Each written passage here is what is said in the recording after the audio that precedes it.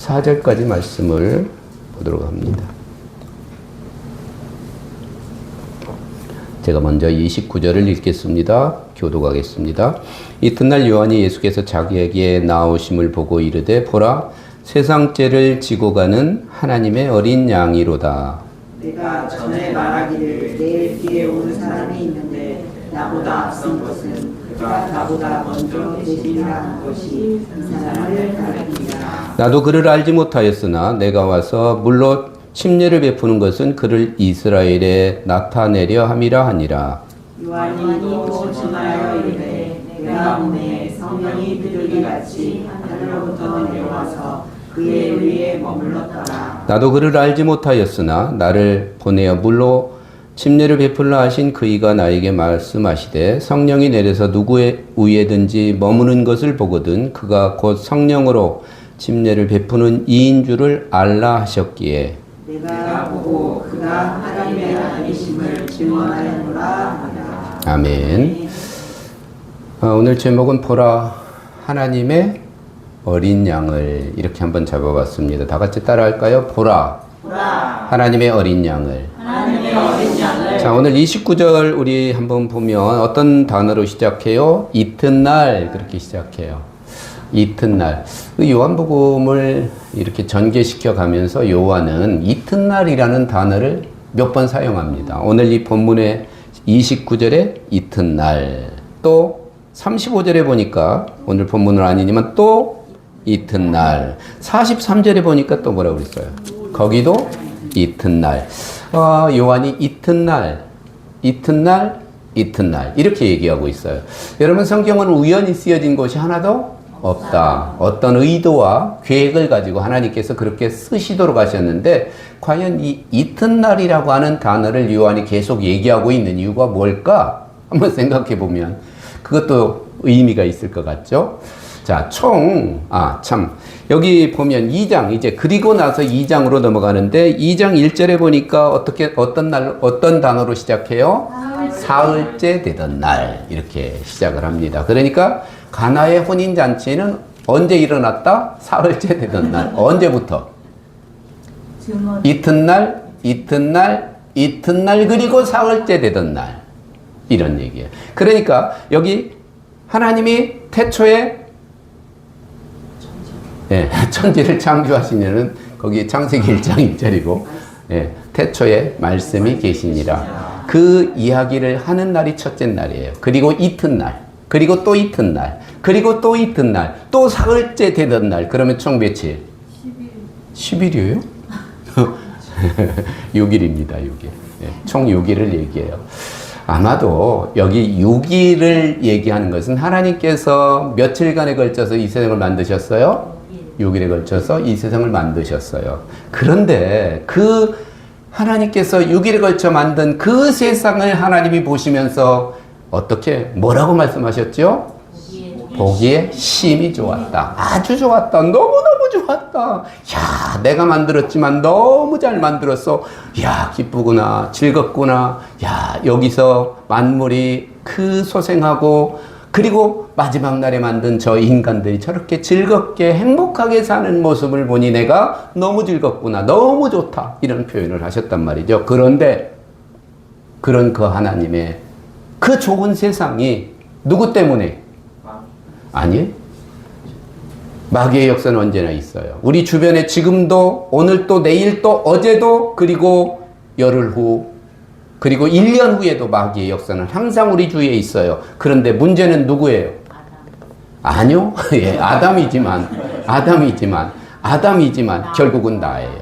내가 넘어가는 게 문제죠. 그러니까 나 때문에, 사람 때문에, 인간 때문에 그 아름답게 창조된 그 세계가 어떻게 됐어요? 무너져 버린 거예요. 망가져 버린 거예요.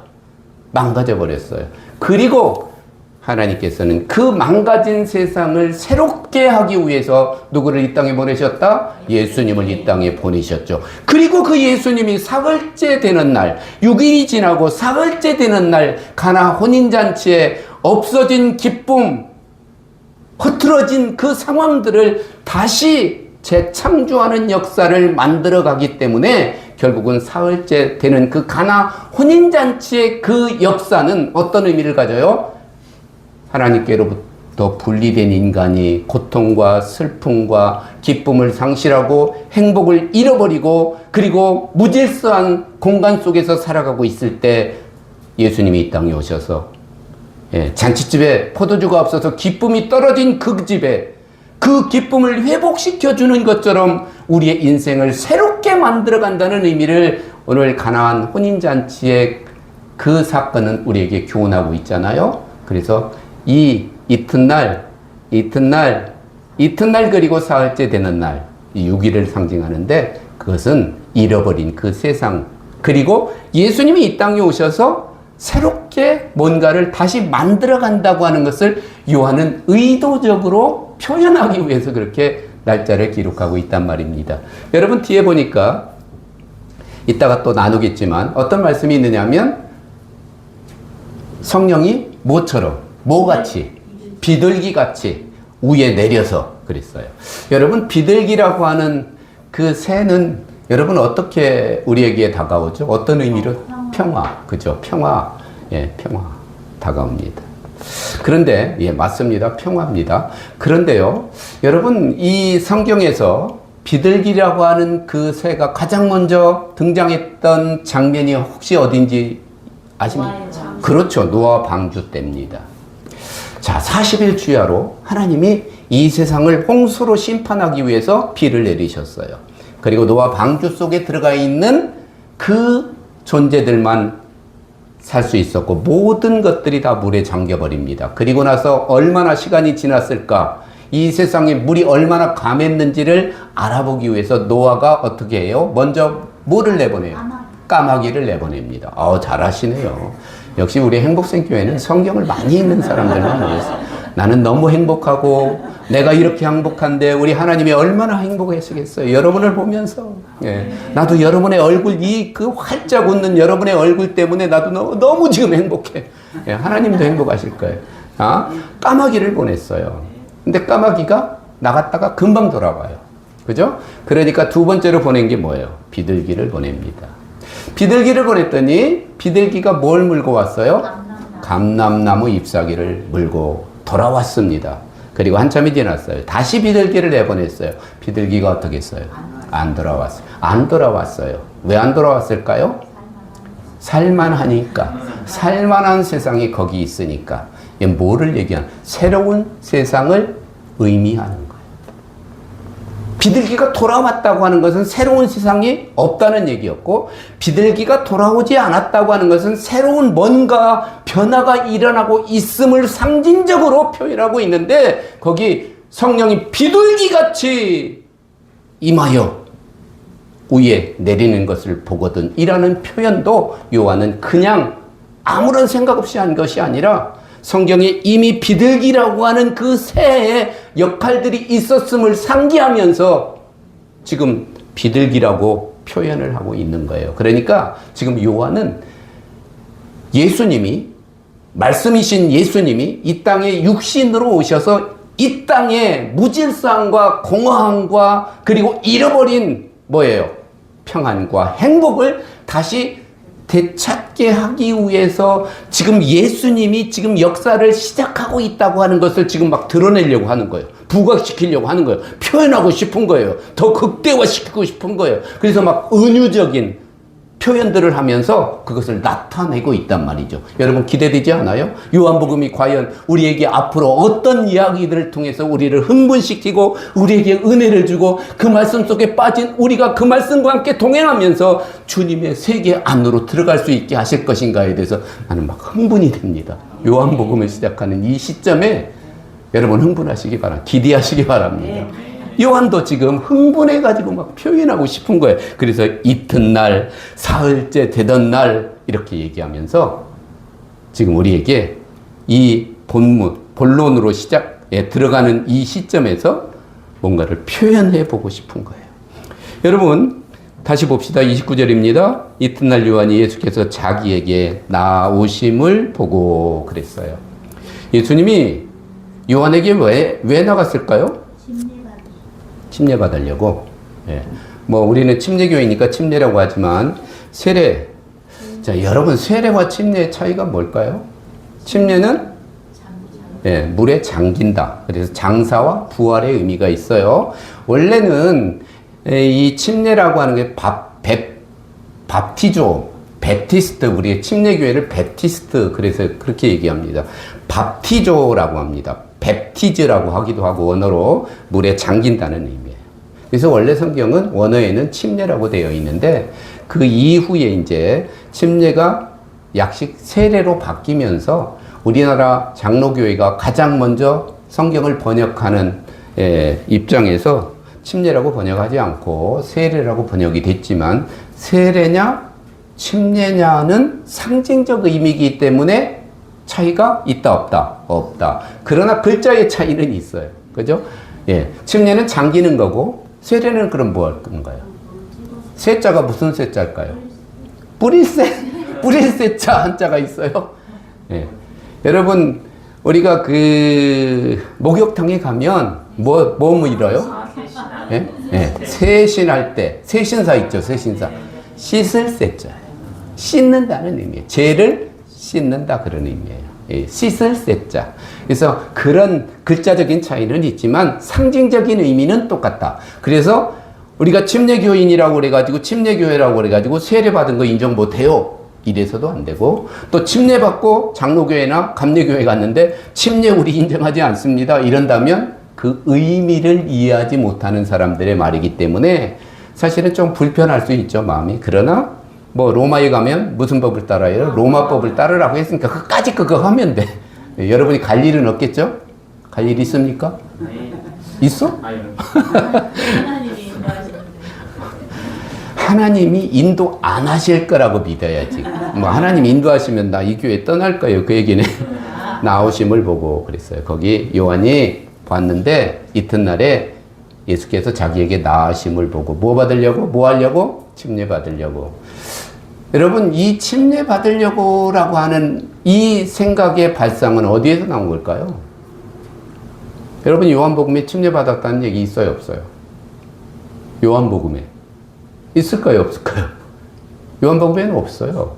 근데 우리는 그냥 막연하게 다른 복음서를 읽다가 예수님이 요한에게 침례 받았다는 얘기를 들어서 알고 있기 때문에 보고 알고 있기 때문에 내가 지금 질문하니까 침례 받으려고 이러잖아요. 요한은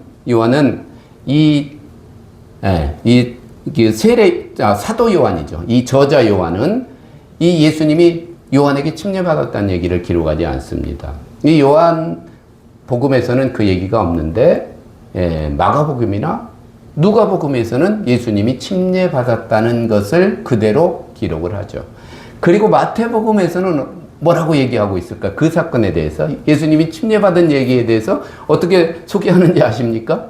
예수님이 침례 요한에게 침례 받으려고 나와요.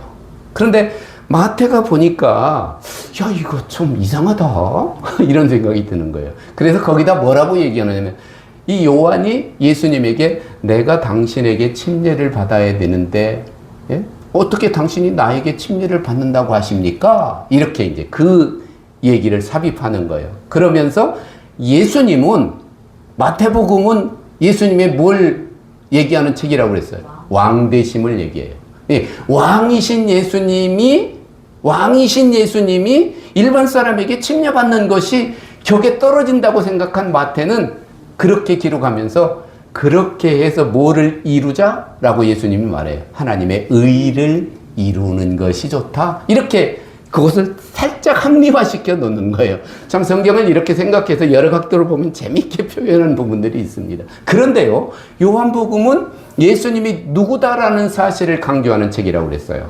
하나님의 아들, 하나님이라는 것을 강조하는 책이기 때문에 요한은 거기서 예수님이 침례 요한에게 침례받은 건 사실이지만 그 얘기를 굳이 써가지고 독자들로 하여금 혼란을 일으키고 싶지 않았을 뿐이다. 그렇다고 예수님이 침례받은 그 자체를 부정하거나 부인한 것은 아니라는 것도 우리가 이해할 필요가 있겠죠. 자, 거기 계속 봅니다. 이튿날 요한이 예수께서 자기에게 나오심을 보고 이르되 보라 세상 죄를 지고 가는 하나님의 어린 양이로다 그랬어요. 여기 뭐를 지고 가는? 세상 죄를. 어디 죄를? 세상 죄를. 세상 죄를. 여러분, 이 세상이라고 하는 단어는 코스모스라는 단어예요. 이 코스모스라고 하는 단어는 질서 있다, 뭐 그런 뜻으로 소개되는 그런 일반적으로 우리가 알고 있는 단어지만, 이 단어 속에 숨겨진 의미는 뭐냐면 죄로 물든 세상을 의미하는 뜻도 가지고 있는 거예요. 그러니까 우리는 자꾸 예수님이 이 땅에 오신 목적은 나를 구원하기 위해서라고 자꾸 합리화시키고 나에게 초점을 맞추려고 하는데, 성경은 그렇게 말하고 있지 않다고 그랬죠? 하나님이 뭐를 사랑하사? 세상을 이처럼 사랑하사 독생자를 주셨으니 이는 저를 믿는 자마다 멸망치 않고 영생을 얻게 하려 하심이라. 그 세상, 그 세상이 바로 이 세상이에요. 그 세상이 바로 이 세상이에요. 근데 그 세상은 뭐로 물든 세상? 죄로 물든 세상. 그러니까 죄로 물든 세상을 사실상 어떻게 보면 의로운 하나님과는 무관한 것 같은 그 세상을 위해서 누가 오셨어요? 예수님이 오신 거예요.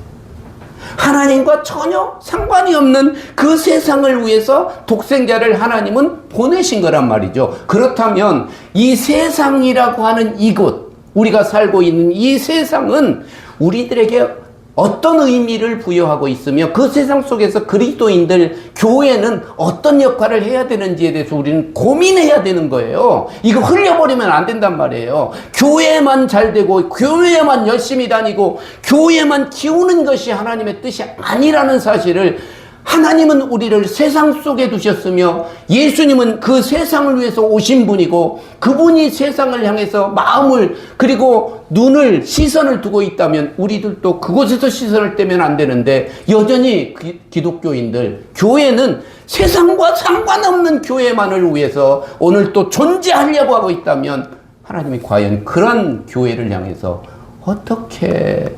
어떤 마음으로 바라보실까?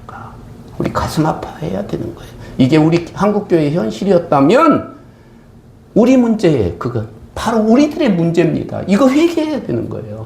이제라도 다시 세상을 향한 바른 시야를 갖고, 시각을 가지고, 시선을 가지고 그들을 바라보면서 그들을 향해서 하나님은 우리를 통해 무엇을 하기를 원하는지를 찾아내지 못한다면 교회는 필요가 없는 거예요. 교회가 왜 필요해? 그런데 그게 안 된다면, 그죠? 그게 교회인데, 하나님이 그걸 하라고 교회에 예수님을 보냈던 것처럼, 예수님이 하늘에 올라가시면서 세운 기관이 교회인데 그 역할을 교회가 해야 된단 말이에요. 그래서 저는 여러분에게 뭐라고 그랬어요? 교회는 제2의 성육신이다. 예수님이 이 땅에 몸을 입고 오셔서 이 세상을 구원하셨던 것처럼 교회도 이 세상을 구원하는 그 역할에 충실하지 않는다면 사명 잃어버리는 거예요. 직무 유기하는 거란 말입니다. 저와 여러분의 역할이 뭔지를, 오늘 이 세상 죄를 지기 위해서 이 땅에 오신 예수님의 그 모습 속에서 발견할 수 있어야 되는 거예요. 나는 우리 교회가 그런 교회가 될 수 있으면 좋겠어요. 사람이 많지 않으면 어때요? 마음이 중요하죠. 성경적인 그 마음을 가지고 하나님의 마음을 우리 안에 품고, 작지만 적지만 우리가 하나씩 뭔가를 해낼 때, 그때 거기서 작은 일을 통해서 크게 역사하시는 주님의 놀라우심이 나타날 줄로 믿습니다. 세상 죄를 지고 가는 하나님의 어린 양이로다. 여러분, 내가 죄를 지어서 죄인이 아니고, 그죠? 여러분, 죄 안 지었어도, 여러분 물론 지금 다 죄를 짓고 살고 죄를 지었지만, 어린아이가 이 땅에 태어났을 때 그 어린아이가 죄를 짓지 않았지만 뭐예요? 죄인이라고 말하잖아요. 그것은 결국은 뭐예요? 이 세상에 뭐가 들어왔기 때문에, 내가 살고 있는 세상에 죄가 들어왔기 때문이다.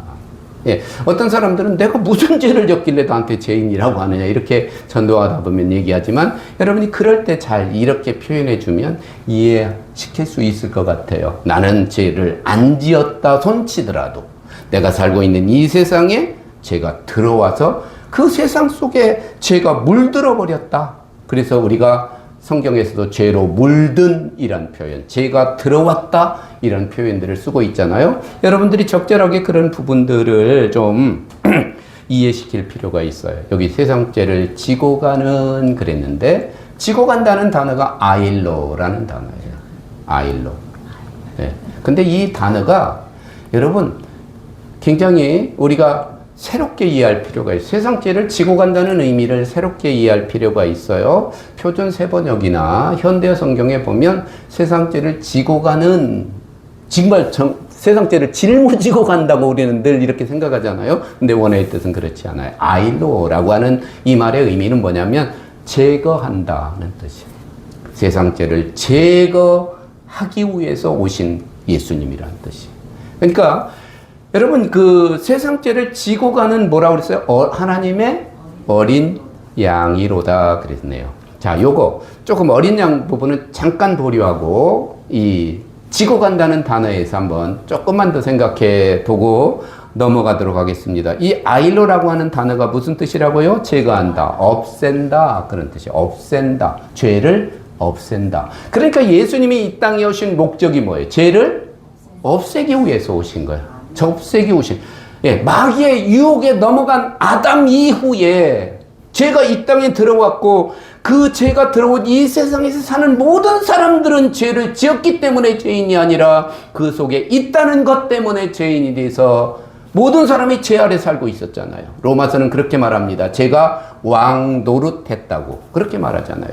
그러니까 그 세상에 살고 있는 우리들을 사랑하신 하나님께서 이 세상에 뭐를 없애기 위해서? 죄를 없애기 위해서, 제거하기 위해서 이 땅에 예수님을 보내신 거예요. 그리고 그 모습을 본 오늘 요한은 세상죄를 지고 가는 하나님의 어린 양이로다 그랬어요. 이 아일로라고 하는 단어가 뭐라고요? 없앤다, 제거한다. 자, 요 단어가 또 성경에 쓰여진 곳이 있어요. 요한복음입니다. 19장. 네, 요한복음 19장 15절 한번 볼까요? 자, 1장 표시해 놓고 19장 15절.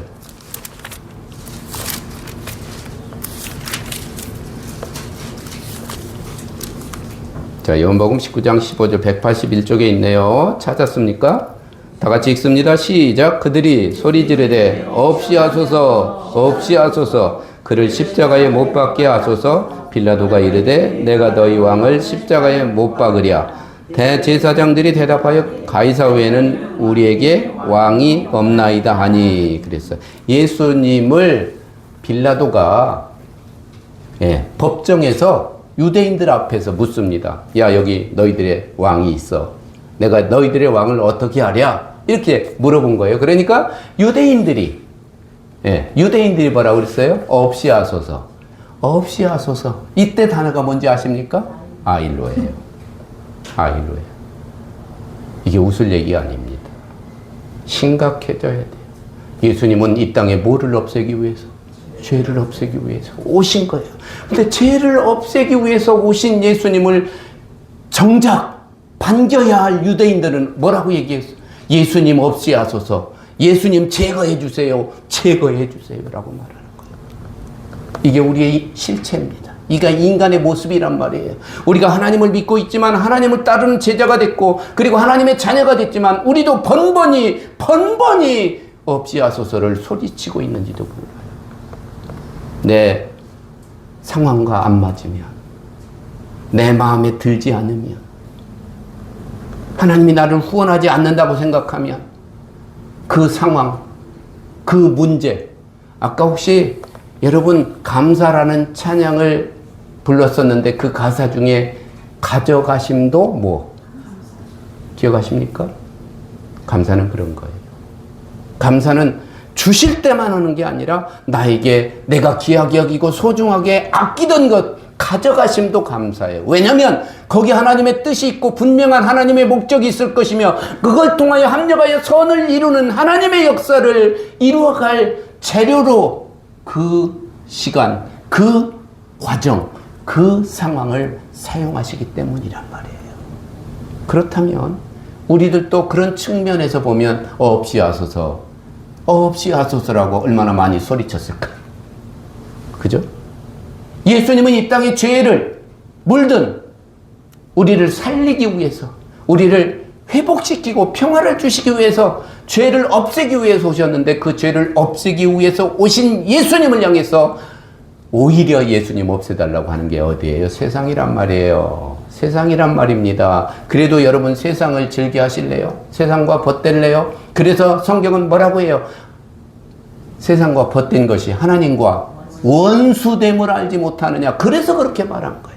세상이 바로 그런 것이란 말이에요. 근데 우리는 세상을 무방비 상태로 맞이해요. 세상 속에서 무방비 상태로 살아가는 거예요. 경각심을 가져야 돼요. 믿음의 경각심을 가지고 세상을 잘 분별하면서 살아갈 필요가 있다. 그죠? 여러분, 우리는 세상을 함부로 여기면 안 돼요. 왜냐하면 그 세상은 누가 권세 잡고 있으니까. 마귀가 권세 잡고 있는 곳이기 때문에 그렇다는 겁니다. 나는 여러분과 제가 세상 속에서 정말 주님이 주님 될 수 있도록 하는 그런 믿음으로 승리할 수 있기를 간절히 소원합니다. 자, 하나님의 어린 양 그랬네요. 자, 다시 한 번 더 구체적으로 다시 한번 볼게요. 29절 이튿날 요한이 예수께서 자기에게 나오심을 보고 이르되 보라 세상 죄를 지고 가는 하나님의 어린 양이로다 그랬어요. 어린 양을 알겠는데 여러분 하나님의 어린 양이라고 왜 기록하고 있을까요? 여러분 이것은 우리가 구약의 제사 제도를 좀 이해할 필요가 있어요. 대표적인 제사가 구약시대 때 대표적인 제사가 번제였어요. 번제는 목적이 뭐예요? 죄를 사하기 위해서 드리는 제사, 죄를 용서받기 위해서 죄인이 드리는 제사를 번제라고 말합니다. 그런데 이 번제를 드릴 때 반드시 뭐가 필요했어요? 제물이 필요했어요. 제물이 필요했어요. 그것을 성경은 어린 양으로 제물을 삼으라고 레위기 1장에 보면 그렇게 말하고 있습니다. 그러니까 번제를 드릴 때는 항상 제물을 어린 양으로 삼아라 이렇게 얘기하고 있는 거예요. 그런데 이제 죄인이 죄를 용서받기 위해서는 성전으로 뭐를 끌고 와야 돼요? 어린 양, 제물을 끌고 와야 되는 거예요. 그리고 나서 하는 일이 뭐예요? 가장 먼저 하는 일이 안수하는 거예요. 안수. 이 어린 양 머리 위에 내 손을 얹고 하나님 제가 죄를 지었는데 하나님 제가 지금 이 시간에 내 죄를 이 어린 양에게 뭐한다? 전가 넘기겠습니다. 그러니까 이제는 이 어린 양이 내 대신 죄를 맡아서 죽을 건데 그러면 죄를 용서해 주세요 라고 안수기부터 하는 거예요. 그러면 내 죄가 누구에게 넘어갔어요? 어린 양에게 넘어가는 거예요. 바로 여기 어린 양이라고 하는 것은 그런 의도에서 요한이 예수 그리스도의 십자가를 의미하면서 기록하고 있는 거예요. 그런데 아까 얘기했던 것처럼 자, 내가 죄를 용서받기 위해서는 제물을 뭐 해야 돼요? 제물을 뭐 해야 된다? 준비해야 돼요. 누가 준비한다고요? 내가 준비해. 그런데 내 죄를 용서하기 위해서 내가 제물을 준비하지 않았는데도 누가 준비시켜 준 거예요? 하나님이 준비시켜 줬어요. 그래서 하나님의 어린 양 이렇게 얘기하고 있어요. 하나님이 우리를 너무너무 사랑하셔서 자기 스스로 자기 문제를 해결하지 못하는 그 우리를 불쌍히 여기시고 하나님께서 우리 죄를 해결할 수 있는 방법을 여시고 그 제물로 예수님 당신의 독생자를 이 땅에 보내시고 그 제물 대신 예수님이 어린 양이 되어 십자가에 달려 돌아가시게 함으로써 우리를 구원하신다는 사실을 오늘 요한은 우리에게 말하고 있는 거예요. 그 어린 양이 바로 저분이야 이렇게 얘기하고 있단 말이에요. 바로 그분이 예수님 저분이야. 내가 여태까지 기다리고 있었던 그분이야 라고 자기 주변에 있는 사람들에게 지금 말하고 있는 거예요. 자, 29절 가지고 오늘 하루 다 보낼 것 같아요. 오늘은 본문이 34절까지인데 29절 뭐 시간이 많으니까 다음 주도 있고 그 다음 주도 있으니까요. 자, 다시 한 번 더 29절 첫 분부터 봅니다. 이튿날 요한이 예수께서 자기에게 나오심을 보고 이르되 보라 세상 죄를 지고 가는 하나님의 어린 양이로다 그랬어요. 어린 양이라고 하는 것에 조금만 더 생각해보고 오늘 시간 안에 마칩니다. 그렇다고 해서 넘어가지 않습니다. 자, 어린 양. 출애굽기를 우리가 이해할 필요가 있어요. 이스라엘 백성들이 애굽에서 나올 때 바로가 순순히 보내요, 안 보내요? 안 보내요. 그래서 몇 번에 걸친 재앙을 맞이합니까? 10번에 걸친 재앙을 맞이하죠. 그런데 마지막 재앙이 뭐였어요? 장자가 죽는 재앙이었어요. 자, 하나님께서 모세에게 말씀하시는 거예요. 자, 오늘 밤에 이 애굽의 장자들이 모두 다 죽을 거야. 그런데 살 수 있는 방법이 있단다. 어린 양을 잡아가지고 피를 문설주와 인방에 발라라. 문설주와 인방에 우리나라에 문지방하고 옆에 바르라는 거예요. 문틀에 바르라는 거예요. 우리말로 하는 게 편하겠죠? 문지방에 바르고 문틀에도 발라라. 그러면 내가 그 피를 보고 어떻게 하리라? 넘어가리라. 그랬어요. 자, 그때 뭐가 등장해요? 어린 양이 등장하는 거예요. 어린 양을 잡아가지고 피를 빼서 그 피를 바르면 내가 넘어가리라. 그걸 이스라엘 백성들은 무슨 절기로 지켜요? 6월절. 왜 6월절일까요? 6월달에 있었던 사건이에요. 그게. 오순절은 5월달에 있었어요. 그래서 오순절은 5월달. 다 믿는 눈으로 바라보지 마세요. 그냥 재밌자고 한 얘기예요. 한 번 더 다시 확인시켜 주려고. 그렇게 믿는 사람들이 그걸 정확하게 모르는 사람들이 있을 것 같아가지고 그게 아니라는 것을 강조하기 위해서 내가 한번 재미있게 표현한 거예요. 6월 달에 있었던 사건이 아니고 유자가 뭐예요? 넘을 유자예요. 넘을 유. 예. 넘어간다 뜻이에요. 담자는 월담할 때 그 담자예요. 넘어서 건너간다. 건널 담이에요. 그러니까 건너간다 그런 뜻이에요. 거기 재앙이 임해야 돼요. 그 집에 장자가 죽어야 돼요. 슬픔이 찾아와야 돼요. 그런데 예수 그리스도를 상징하는 어린 양의 피가 발라져 있는 그곳은 내가 뭐하리라? 재앙이 넘어가는 거예요. 재앙이 넘어가는 거예요. 예수님을 믿으면 우리에게 재앙이 넘어가는 것과 똑같은 의미를 구약성경 출애굽기 12장은 말하고 있는 거예요. 그러니까 이 어린 양이라고 하는 단어가 가장 먼저 성경에 등장했던 곳이 바로 이곳이에요.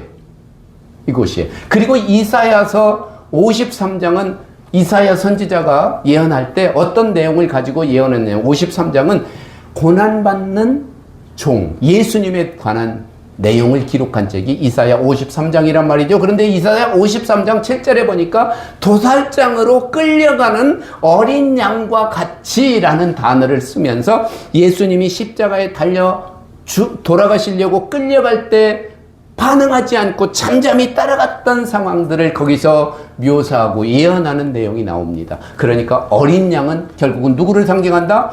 예수님을 상징하는 말씀이었는데 오늘 요한은 예수님을 보는 순간 보라 하나님의 어린 양이로다 이렇게 말하고 있는 거예요. 근데 여러분 어떻게 이 요한이 그렇게 알 수 있었을지 그거는 다음 시간에 할 거예요. 근데 오늘 마지막으로 한 가지 강조하고 넘어갈 게 있어요. 오늘 이 본문에서 가장 많이 등장하는 단어가 어떤 단어인지 혹시 아십니까? 오늘 본문에 등장하는 단어 동사예요. 힌트는 동사. 내가 어느 단어를 얘기하려고 하다가 지금 이 말을 했어요? 본다는 단어예요. 본다. 자, 오늘 29절에서도 뭐라고 그랬어요? 보라 그랬어요. 그 다음에 어디에 보라는 말이 또 있을까요? 32절에 요한이 또 증언하여 이르되 내가 봄에 본다는 단어가 또 나오네요. 33절에 나도 그를 알지 못하였으나 나를 보내어 물로 침례를 베풀라 하신 그이가 나에게 말씀하신 성령이 내려서 누구에게든지 머무는 것을 뭐하거든? 보거든. 34절 내가 뭐하고? 보고. 본다는 단어예요. 본다는 단어. 요한은 본다는 것을 강조하고 있어요. 여러분 오늘 요한은 하나님의 어린 양을 뭐하라고 그랬어요? 보라. 뭐하라고요? 보라. 여러분 보는 것은 중요해요. 예수 믿을 때 보는 것은 중요해요. 내가 하나님을 보는 것은 중요해요. 어디를 보느냐 이거 너무너무 중요한 거예요. 누구를 보느냐 무엇을 보느냐 너무 중요한 거예요. 예수 믿는 사람들이 예수를 보지 않고 다른 것을 본다면 어떻게 예수를 바로 믿을 수 있을까요? 히브리서 12장 2절 말씀은 믿음의 주여 또 온전케 하시는 이인 예수를 뭐하자? 바라보자. 예수를 바라보는 거예요. 믿음은 바라보는 거예요. 신앙이라고 하는 것은 뭐예요?